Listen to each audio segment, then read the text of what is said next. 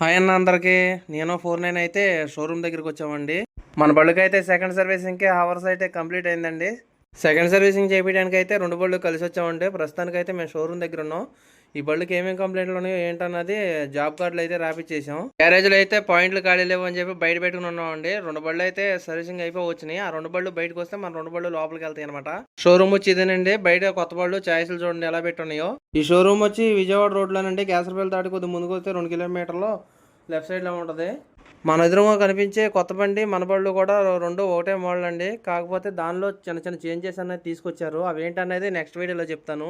భారత Benz JCB రెండు షోరూమ్లు కూడా పక్క పక్కనే ఉంటాయి. జేసీబీ మిషన్లు చూడండి బయట ఎలా పెట్టి ఉంచారు. కొత్త మిషన్లు అండి ఇవి. మాకంటే 2 రోజుల ముందు అయితే 69 మా బావ కోట శ్రీనివాసరావు బండి వచ్చిందండి. దీని అయితే వర్క్ కంప్లీట్ అవ్వచ్చింది. ఫుట్బాల్ కిట్ పోతే దాన్ని వేస్తున్నారు అనమాట. అది వేస్తే వర్క్ అయినది కంప్లీట్ అయ్యింది. మన బళ్ళకు వర్క్ ఎలా జరిగింది ఏంటన్నది మన బళ్ళు కూడా లోపలికి వచ్చిన తర్వాత నెక్స్ట్ వీడియోలో చెప్తానండి. అంతవరకు tata bye bye, see you.